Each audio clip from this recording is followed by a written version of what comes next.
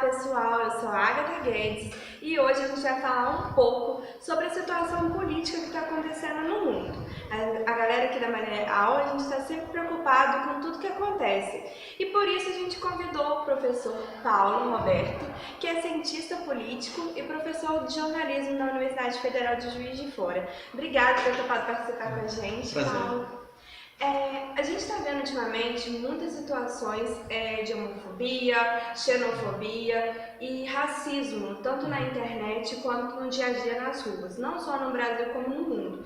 E semana passada o mundo presenciou uma cena lamentável, que foi as passeatas dos supremacistas brancos e neonazistas nos Estados Unidos contra a derrubada de uma estátua que representava tudo isso nos Estados Unidos.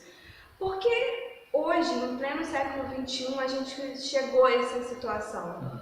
Eu acho que não tem como explicar a ascensão de uma extrema-direita ruidosa, do movimento neonazista, e não é só nos Estados Unidos, isso acontece na Europa, isso acontece no Brasil, sem falar de um contexto mundial de crise econômica, em que muito mais facilmente esse tipo de tese seja. Se a gente lembrar da Alemanha dos anos 20, a grande crise na República de Weimar, a brutal inflação, o brutal desemprego, cria um caldo de cultura em que um argumento de que estão roubando nossos empregos, esses imigrantes perigosos estão tirando as nossas vagas, teve mais chance de cejar. Algo aconteceu similarmente agora. A grande crise de 2008, cujos efeitos são sentidos ainda agora em vários lugares do mundo, criou um espaço para que o crescimento do desemprego e o crescimento das crises de imigração encontrasse na extrema-direita alguém que diga quem é o culpado pelas circunstâncias. São esses imigrantes que ficam invadindo as fronteiras americanas, são esses imigrantes que ficam invadindo as fronteiras europeias. Portanto, a extrema-direita manipula, tal como aconteceu no século passado, essa narrativa de que há um culpado externo dos problemas econômicos que se vive agora.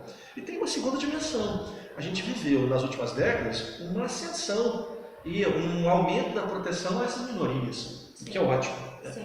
E há, portanto, também um movimento de reação a isso. No caso americano, não podemos esquecer o que foram 8 anos de Obama. O ódio acumulado dos supremacistas brancos de ter um presidente norte-americano negro, de ter um presidente alinhado com um conjunto de propostas que são antíteses do que esses grupos defendem. Portanto, na hora em que você tem também um avanço das pautas dos grupos minoritários em termos de gênero, de sexualidade e de origem étnica, há também o recrudescimento do outro lado, uma tentativa de tornar mais ruidosa esta visão de mundo retrógrada que eles representam.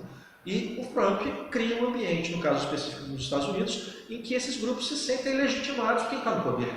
O que aumenta também a sua tendência de explicitar posições que antes até existiam, mas ficavam lá em grupos mais fechados. Agora, com alguém como o Trump no poder e com um conjunto de assessores como o Trump tem, fica mais fácil que esses grupos se sintam legitimados para bradar em alta voz quais são suas visões de mundo, por mais que a gente possa apontar essas visões como algo absolutamente inconcebível para uma realidade de vida digna para a maior parte das pessoas hoje.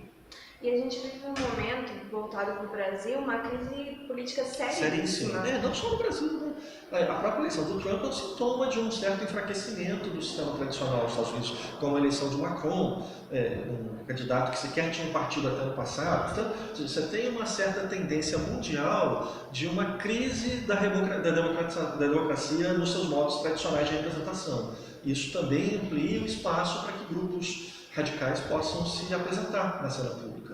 E a gente vive um perigo também, porque há candidatos à presidência no ano que vem, nas eleições de 2018, que compactuam com esse tipo de ideologia. Brasil, que exatamente. E tem um crescimento gigantesco na quem diria que, algum tempo atrás, alguém pudesse supor que um perfil do Bolsonaro atingiria 15, 20% de intenções de voto. Portanto, é uma expressão exatamente desse mesmo problema que a gente está vivendo no mundo, na experiência brasileira, aprofundada pela especificidade da crise brasileira, né? Pelo fato de que a gente tem uma crise brutal do ponto de vista econômico, político e de legitimidade das instituições políticas. A sugerir, portanto, que gente que se apresente como de fora do sistema ou como potencialmente transformadora do sistema tem algum espaço, e parece que é o caso do Bolsonaro. Um salvador da se apresente num discurso messiânico, a sugerir que alguém não compartilha. O que é falar? Foi o caso do Bolsonaro, faz política há 20 e tantos anos, nos partidos que estão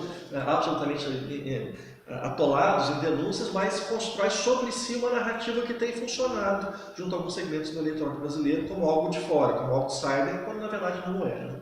E o que a gente pode falar, como, tanto nos Estados Unidos como no Brasil, o ano passado foi feita algumas pesquisas onde uma parte do eleitorado do Trump não é tão representativa como, é claro, os homens e brancos, mas uma parte das mulheres e negros. E aqui também no Brasil, quando a gente vê um percentual dentro dessa pesquisa do Bolsonaro, por exemplo, há um percentual de homossexuais, negros e mulheres, mesmo que ele defenda ideias contrárias dessas pessoas. O que seria isso? Eu acho que, tanto no caso do Trump quanto no caso do Bolsonaro, os motivos que levam as pessoas a terem alguma simpatia ou dar apoio a eles não são os mesmos. Pessoas distintas os apoiam por motivos distintos. No caso do Bolsonaro, tem uma fração, uma franja da sociedade brasileira que o apoia por ver nele alguém que vocaliza o tema da segurança, no momento em que há um crescimento brutal de violência nas grandes cidades brasileiras. Então, quem são as principais vítimas da violência nas grandes cidades brasileiras? Não somos nós de classe média, são as pessoas que moram na periferia, são as pessoas que eventualmente até pertencem a grupos minoritários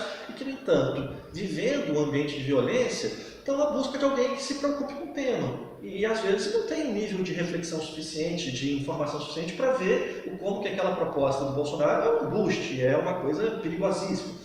Ou seja, há motivos que levam mesmo pessoas que são vítimas desse sistema a eventualmente encontrarem nas narrativas messiânicas de um Trump ou de um Bolsonaro alguém que está dizendo algo que vocaliza posições que outros grupos da instância política internacional não estão sendo capazes de vocalizar. Portanto, a gente tem que entender isso. Nem todos os eleitores do Bolsonaro são fascistas, mesmo que haja eleitores fascistas. Nem todos os eleitores do Trump estão vinculados apenas a uma visão de mundo canhestra, como a gente costuma imaginar, ao contrário. Em redutos democratas, o Trump ganhou porque, ao longo das últimas décadas, alguns desses grupos viram suas fábricas fecharem, e aí, de repente, tem um cara que está dizendo que vai reabrir tudo. Ele não vai, mas é um discurso que parece sedutor. Portanto, a gente não pode colocar num saco de gatos sugerindo que há uma posição monolítica, mesmo em eleitores desses flancos à direita nos Estados Unidos ou no Brasil. Sim.